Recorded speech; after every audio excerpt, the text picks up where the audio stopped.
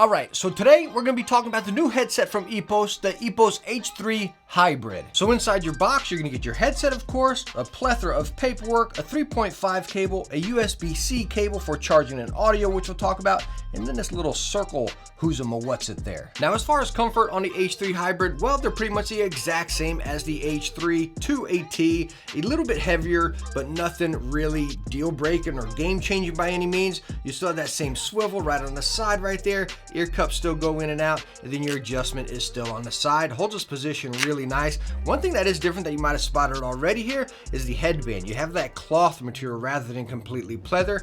Underneath it is completely pleather right there, and nice padding going all the way around.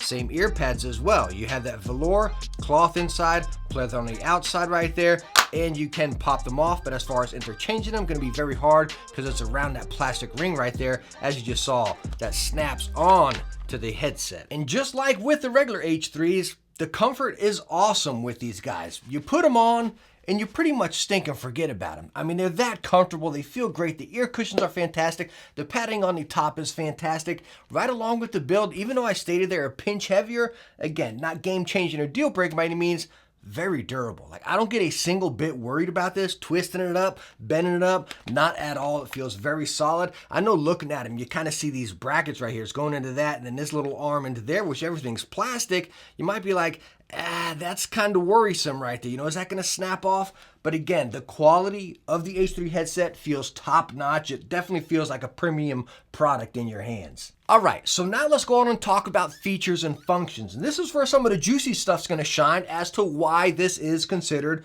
the hybrid. Number one, as I showed you earlier, USB-C and 3.5. So the USB-C port right down here on the bottom of the headset, and then you have your 3.5 right there.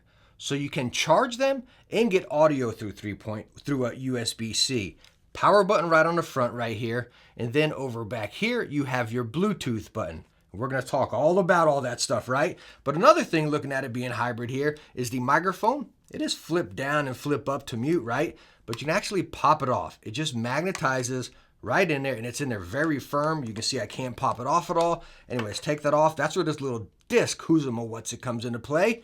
Put it on there, bam, and it's like this nice, seamless, you honestly can't even tell it's a gaming headset. And I really, really like that, right? Because again, talking about it not being a gaming headset, heck, if I'm just out on the town or whatever, you know, on a train or subway, you put these on, me personally, I wouldn't be able to tell this is a gaming headset. It looks like a nice, innovative, futuristic, cool design pair of headphones, you know?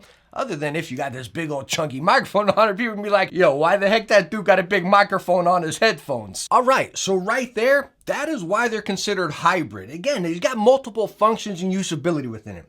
Again, audio USB, audio 3.5, audio Bluetooth, microphone swapping off. Again, just hybrid, multiple use right there. So let's go on and dive into that. Talking about use it in all those situations. I tested it on every platform, Nintendo Switch, PS5, Series X, PC, Mac. Right? Using all multiple connections right there. Now you cannot use USB on the Xbox, just 3.5. Okay, but the sound we're going to talk about is going to be across the board on every single device. The only thing where it's going to differ is when you're on PC going USB, because you can actually dive into the Epos software, dabble with some EQs, and really pull it out to what you want. But the core sound of the H3 hybrids, using 40mm drivers with a frequency range of 20 to 20,000, well, they sound pretty much the exact same as the regular H3s.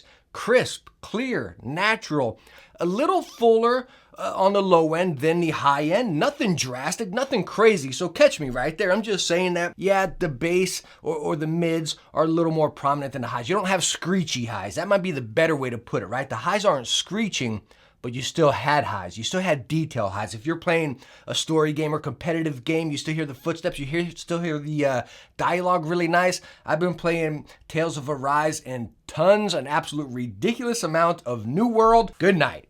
Ridiculous amount, right? And again, with all the dialogue in that, it sounded crisp and clear. No matter what's going on, a battle or something, other stuff around you, you still really heard that. Again, even with Call of Duty, the footsteps and stuff, with score streaks, grenades, and shots going on, you heard that, right? Firing a weapon, you still heard the detail of a reload, if you catch my drift right there. Really nice. Again, talking going USB-C into PC, when you can dabble with those EQs, you can pull it out to what you want, right? That's a big difference compared to the regular H3.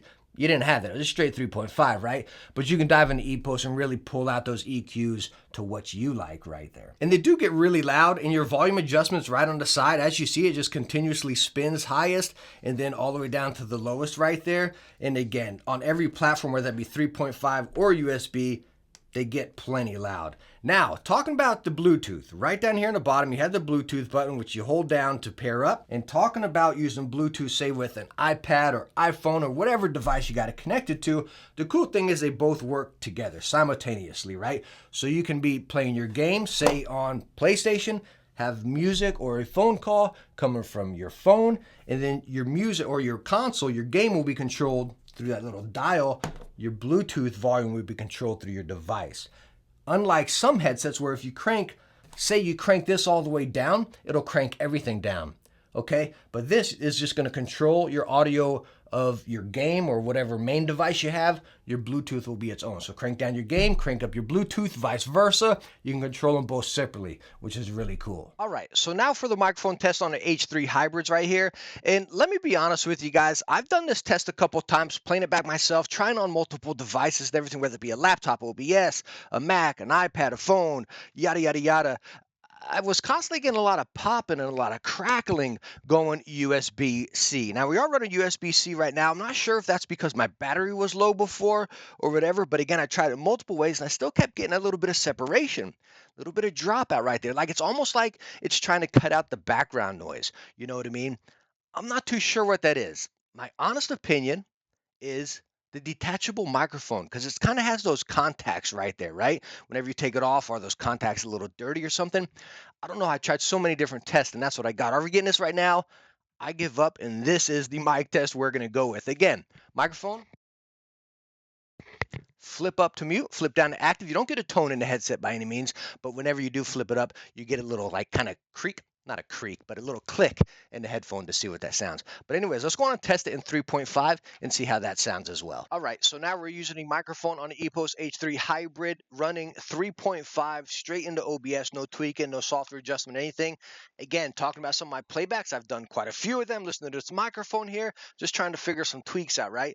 Running 3.5, I noticed the volume would drop a little bit going to different platforms right there compared to USB. So again, the microphone's a little weird on multiple connections, depending what you have right there. Is it just my copy? I'm not too sure. Again, I dug high and low, and I can't really pull it together. My honest opinion, what I think is going on, is it's trying to block out so much of the background noise. Like say if you're typing on a keyboard or something, you know, it's trying to do that, and it's just getting some miscommunications there. All right, so last up on our microphone test for the Epos H3 Hybrids, we are connected by Bluetooth and Bluetooth only, and this is what it is sounding like. Again, the microphone's not really in your way. It's kind of off there in the distance. The greatest thing I say, which is probably cheesy to some people, but I love how you can just remove it and hide that. But anyways, this is the microphone test for the Epos H3 Hybrid connected by Bluetooth. So all in all, Epos H3 Hybrid here, I think is a really cool headset. I love the features, I love the functions, I love the adjustability.